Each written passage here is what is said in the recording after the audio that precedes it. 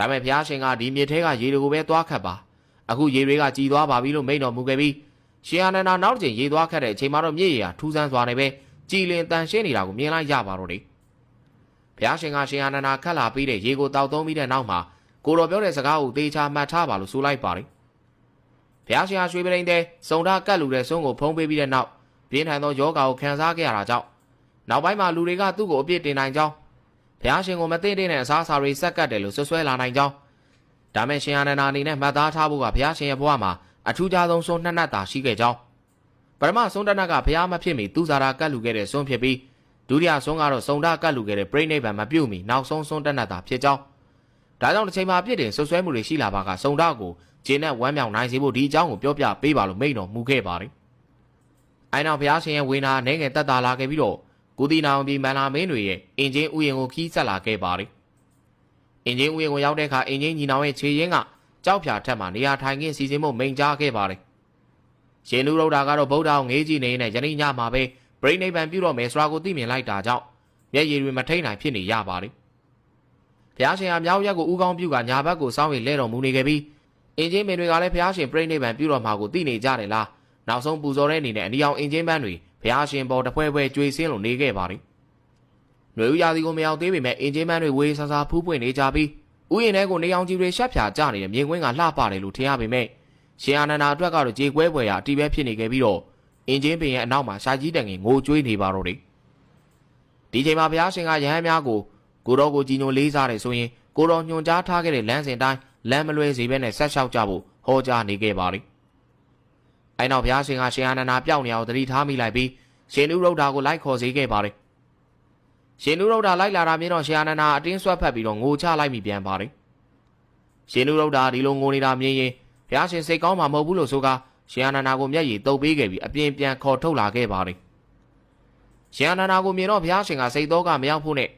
လောကမှာဘယ်ရမှမတည်မြဲကြောင်းအကြိမ်ကြိမ်ဆုံးမခဲ့ပြီးတဲ့အကြောင်းလိုင်းကရထားပြီးရင်ပြန်ပြီးတော့ငြိမ်သက်စမြဲဖြစ်ပြီးသေဆုံးခြင်းမရှိရင်ဝေးဖွားခြင်းလည်းဘယ်ရှိနိုင်တော့မလဲအာနန္ဒာရဲ့စိတ်ရောကိုယ်ရောနှစ်ပြီးကိုတော့ပေါ်လှုပ်ကြွေးပြုခဲ့တာအတွက်လိုက်လဲလဲကျေးဇူးတင်ရှိကြောင်းအာနန္ဒာထင်ထားတာထက်အရေးချင်းပိုရှိသူဖြစ်ပြီးတော့ဒီထက်ပိုပြီးအားစိုက်ကြင်ကြံလိုက်ုံနဲ့ငြိမ်းချမ်းမှုကိုရရှိနိုင်ပြီးဝေးဖွားလိုက်သေဆုံးလိုက်ဖြစ်နေတဲ့ဇက်ဝိုင်းကြီးကိုအဆုံးသတ်နိုင်လိမ့်မယ်လို့မိန့်တော်မူခဲ့ပါတယ်ရှင်အာနန္ဒာကတော့ကုသီနာယုံဟာတဲအိမ်ငယ်များသာရှိတဲ့ရွာငယ်လေးတစ်ရွာသာဖြစ်တာကြောင့်ဘုရားရှင်နေနဲ့ဒီနေရာမှာပြိဋိဘံမပြုဘဲတခြားခန်းထားတဲ့မြို့တစ်ခုခုကိုရွေးချယ်တင်ကြောင်းကိုလျှောက်ထားခဲ့ပါတယ်။ဒါမဲ့ဘုရားရှင်ကကုသီနာယုံပြည်ဟာဘုရားရှင်တို့ပြိဋိဘံစံတော်မူဖို့တင့်တော်ဆုံးပဲလို့ဆိုခဲ့ပါတယ်။အဲနောက်မန္လာမင်းကြီးထံကိုသွားကဘုရားရှင်ဟာအင်ဂျင်ဥယျာဉ်နဲ့ရောက်ရှိနေကြောင်းနဲ့ယနေ့ညမှာပဲပြိဋိဘံပြုတော်မူမဲ့အကြောင်းကိုသွားရောက်လျှောက်ထားစီခဲ့ပါတယ်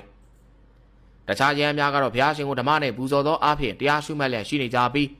ဘုရားရှင်ကဒီယဟန်များကိုနံသဘောတရားဖြင့်ဆက်သွယ်ကဆုံးမဩဝါဒတရားကိုဟောကြားနေခဲ့ပါတယ်။ကိုတော်ရဲ့လမ်းစဉ်ဟာကဘာကြီးကိုဆွန့်လွတ်ဖို့မဟုတ်ကြောင်းလူတယောက်ဟာမိမိပြုလုပ်သည့်ကံကြိုးတိုင်းကောင်းကျိုးဆိုးကျိုးခံစားမှာဖြစ်ကြောင်းကံဆိုသည်မှာအလုပ်ဖြစ်ပြီးကံကောင်းခြင်းမကောင်းခြင်းဟာမိမိရဲ့လုပ်ရပေါ်မှာမူတည်ကြောင်းလူတွေဟာမိကဘာမြေကြီးကိုကျေးဇူးမသိတတ်တာကြောင့်ကဘာကြီးတစ်ခုလုံးနာကျင်ပူဆွေးမှုတွေနဲ့ပြည့်နေရကြောင်းမောဟတရားဟာတန်တရားနဲ့စိုးရိမ်မှုတို့ကိုမွေးဖွားပေးကြောင်းဒေါသလောဘမာမာနနဲ့အိတ်တာမေစရိယတို့ကိုလည်းအားပေးကြောင်းဒါကြောင့်အယူမှားကိုပယ်ဖြတ်နိုင်မှသာငြိမ်းချမ်းမှုနဲ့လွတ်မြောက်သောဘဝကိုပိုင်ဆိုင်နိုင်ခွင့်ရမည်ဖြစ်ကြောင်းပရမတ္ထအကျင့်နဲ့မဂ်ကင်၈ပါးအယူလွဲမှားမှုကိုချိုးဖျက်နိုင်ကြောင်းအိမ်မပြောသောသူအတွက်ညတာအလွန်ရှည်စေလိမ့်မည်ဖြစ်ကြောင်းပေမန်းလုံးတဲ့သူဖို့ခီးသည်ဝေးသည်ဟုထင်ရမည်ဖြစ်ကြောင်းအဝိဇ္ဇာအမောင်နဲ့နှိမ့်မြုံနေပြီးမှန်ကန်သောလမ်းစဉ်ကိုမလိုက်သေး၍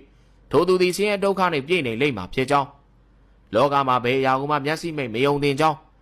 စာပေကျမ်းဂန်တွေကဘူးတုဒတွေနဲ့တရားတော်တွေကိုလက်တွေ့ပွားနဲ့ချင်းချင်းသုံးသပ်မှာဖြစ်ကြောင်းဗုဒ္ဓကိုယ်တော်တိုင်ဟောသည့်တရားဟူ၍လည်းချက်ချင်းယုံကြည်ဖို့မလိုကြောင်းမိမိရဲ့အသိဉာဏ်စေခြင်းတုံတရားစတာတွေနဲ့တေချာရှင်ထိုးစမ်းသပ်ပြီးမှယုံကြည်တင်ကြောင်းဟောကြားဆုံးမတော်မူခဲ့ပါတယ်။မကြာခင်မှာတော့မေလာမင်းကြီးရောက်လာခဲ့ပြီးတော့အခုလိုသိငယ်တဲ့ကုသီနာအောင်ပြည်ကိုဘုရားရှင်ကြွအောင်လာခြင်းအတွက်လွန်စွာမှဂုဏ်ယူဝမ်းမြောက်ကြောင်းရှောက်ထားခဲ့ပါတယ်။မေလာမင်းကြီးနဲ့တူဘုရားရှင်ပြိဋိဘံမပြုတ်မီနောက်ဆုံးကျွတ်တန်းဝင်မဲ့သူဖြစ်တဲ့သူဘတ်တာပုံနာကြီးလည်းလိုက်ပါလာခဲ့ပါတယ်။သူဘတ်တာကဘုရားရှင်နဲ့တွေ့ခွင့်တောင်းရမှာရှင်အာနန္ဒာကဘုရားရှင်အလိုမဲ့ပင်ပန်းတော်မူနေတာကြောင့်တွေ့ခွင့်မပေးခြင်းခဲ့ပါဘူး။ဒါမဲ့သူဘတ်တာကဘုရားရှင်နဲ့တွေ့ခွင့်ရဖို့ကသူ့အတွက်အလိုမဲ့အရေးကြီးနေကြောင်းဆိုခဲ့ပြီးတော့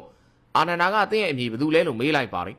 ။ပုံနာရဲ့အမည်ကိုသိလိုက်တဲ့အခါမှာတော့အံ့ဩတကြီးဖြစ်သွားပြီးဘုရားရှင်ပြောခဲ့ဘူးတဲ့စကားတွေကိုပြန်ပြီးတော့အမှတ်ရလိုက်မိပါတယ်။ ရှင်အာနန္ဒာကဘာကြောင့်ပြိဋိဘံဆိုင်မဲ့နေရာကိုကုသနာအောင်ပြီးကိုရွေးရတာလဲလို့မေးခဲ့စဉ်ကဘုရားရှင်က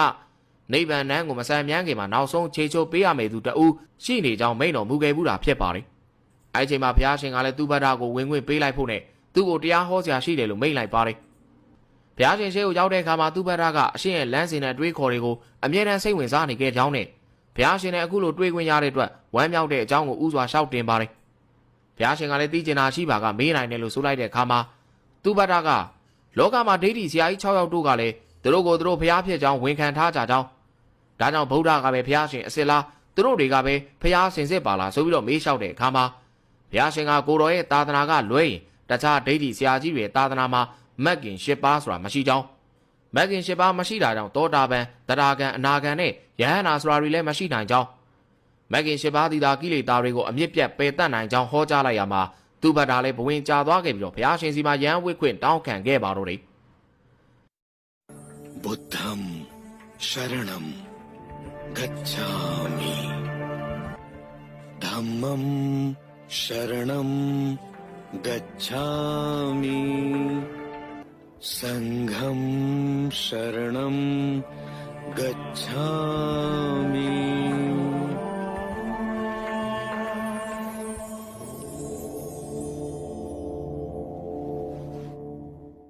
အဲနောက်ဘုရားရှင်ကိုတတ်တော်ထင်ရှားရှိစဉ်တလျှောက်လုံးဟောကြားတော်မူခဲ့သောတရားတော်များနဲ့ပတ်သက်လို့မရှင်းလင်းမှုများဘဝင်မကျမှုများရှိပါကမေးမြန်းလျှောက်ထားရန်ယဟန်များကိုမိန့်ကြားလိုက်ပါတယ်။ယဟန်များတို့နောက်ဆုံးအခွင့်အနေနဲ့ကိုတော်တက်ရှိထင်ရှားရှိနေစဉ်မေးလျှောက်ဖို့ပြောခဲ့ပေမဲ့